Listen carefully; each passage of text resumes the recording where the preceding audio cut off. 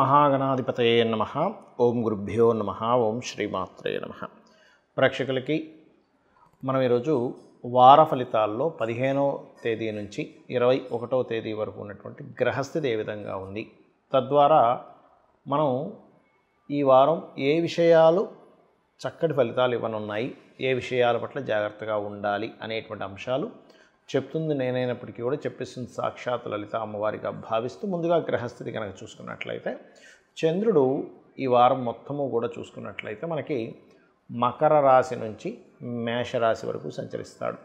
అంటే 15వ తేదీ మకరంలోని, 16, 17 తేదీ కుంభంలోని, 18, 19 తేదీలు మనకి దాదాపుగా అంటే మీనము, మేషము ఇట్లా సంచరిస్తూ ఉంటాడు. అయితే ఇక్కడ మిగతా గ్రహాలు కనుక చూసుకున్నట్లయితే మీనంలో శని, కుంభంలో రాహువు, మేషంలో శుక్రుడు, అదేవిధంగా 3 గ్రహాలు రవి, గురు, బుధ గ్రహాలు ఉంటూ గురు మౌఢ్యమి నడుస్తూ ఉంది ప్రస్తుతం.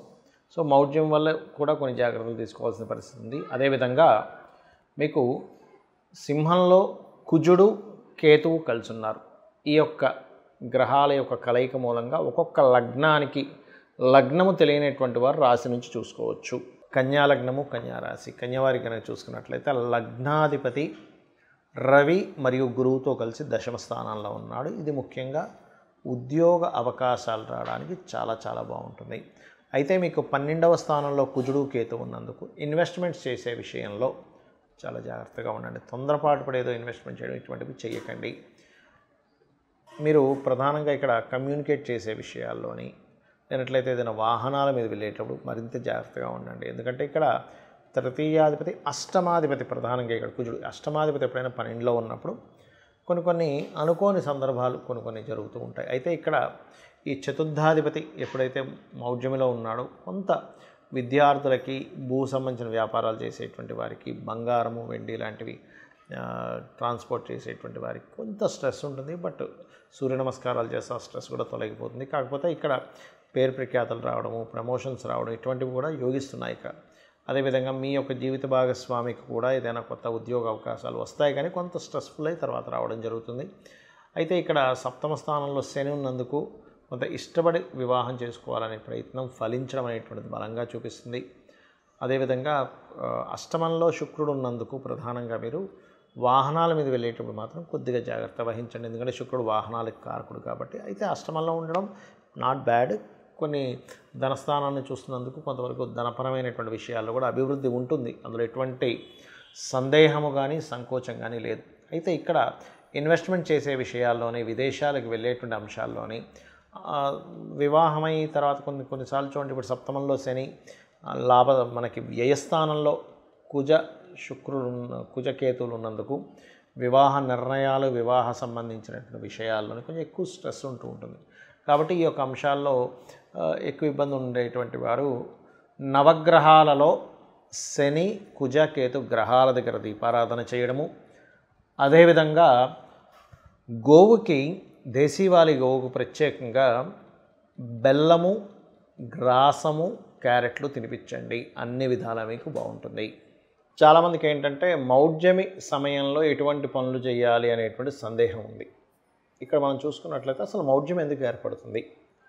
రవికి, సూర్య భగవానుడికి దగ్గర డిగ్రీల్లో ఏదైనా గ్రహం వెళ్ళినట్లయితే అది దాని యొక్క శక్తిని కోల్పోతుంది.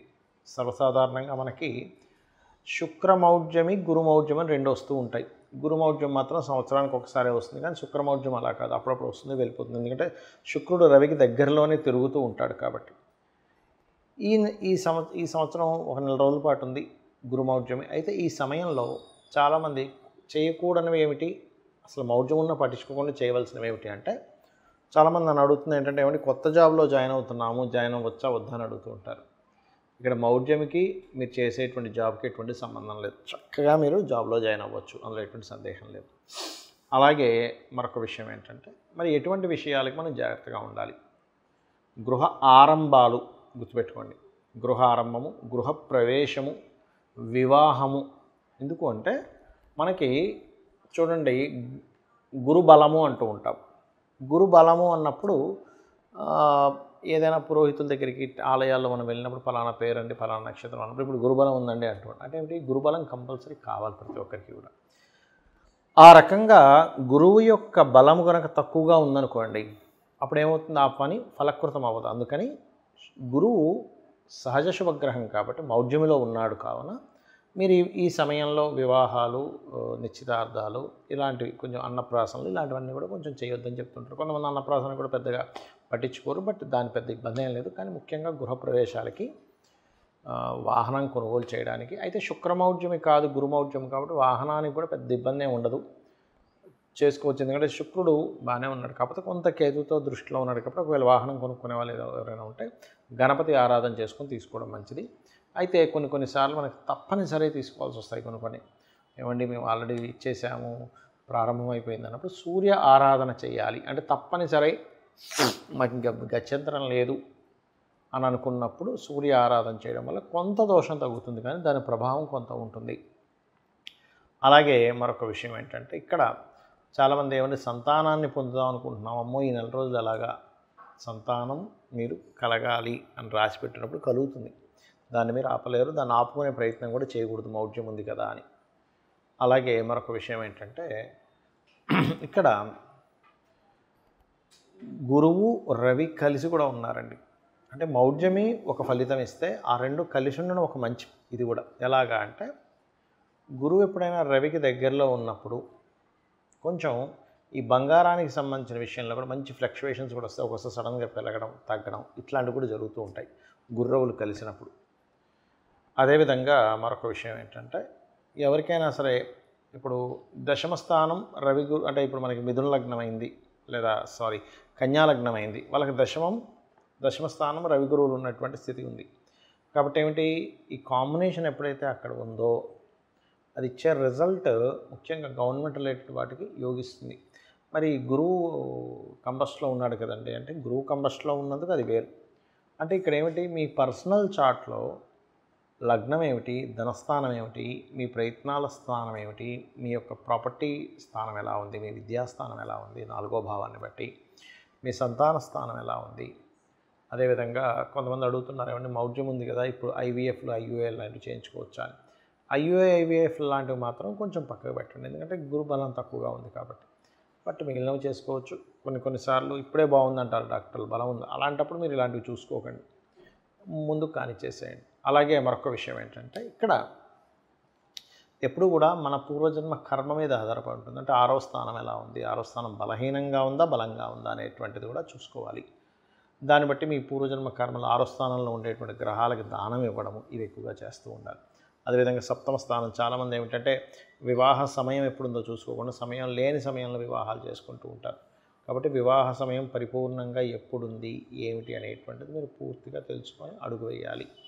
అలాగే మరొక విషయం ఏంటంటే ఇక్కడ ఈ ఉద్యోగము వ్యాపారము ఇవన్నీ కూడా మీ దశమ స్థానం లాభస్థానాలు బట్టే ఉంటాయి. కానీ ఏదో ఏలినాటి శని వచ్చింది కాబట్టి నాకు ఇబ్బంది అవుతుంది, కాలసర్ప యోగంలో ఉంది కాబట్టి నాకు ఎందుకు పనికిరాకుండా పోతున్నానేమో అనేటువంటి అపోహల్లో బ్రతకకండి.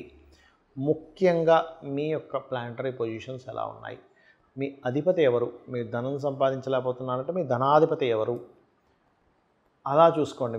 మీకు ఏ గ్రహం అయింది, అది పాపకత్తెరలో ఉందా శుభకత్తెరలో ఉందా, ఎక్కువ అప్పులు అవుతున్నాయంటే ఎందుకు అవుతున్నాయి లాజికల్గా ఫస్ట్ ఆలోచించి దాని తర్వాత ఓం అపర్ణాయ నమః మంత్రం చేసుకోవచ్చు. లేదా ఉద్యోగం రావట్లేదు ఓం శ్రీమాత శ్రీ మహారాజ్ని శ్రీమత్ సింహాసనేశ్వరి నమః చేసుకోవచ్చు. లేదా ఓం మాణిక్య మకుటాకార జానుద్వయ విరాజితాయై నమః అనే నామస్మరణ చేసుకోవచ్చు. ఇలా మనకి తెలుసో తెలియకో అజ్ఞానంలో ఏదైనా కర్మల్లో మనం పూర్వజన్మల నుంచి తెచ్చుకున్నా కూడా అమ్మవారి ఆరాధన అనేటువంటిది మనల్ని పూర్తిగా ఉన్న కర్మల నుంచి బయటపడేస్తుంది. చాలామంది నన్ను అడుగుతున్న ఇంకొక విషయం ఏమిటంటే అది ఏమంటే చాలా కష్టాల్లో ఉన్నాం, ఒకవైపు బిజినెస్ మొత్తం డౌన్ అయిపోయింది, ఉన్న ఉద్యోగం పోయింది, ఆరోగ్యం దెబ్బతిన్నది, లేకపోతే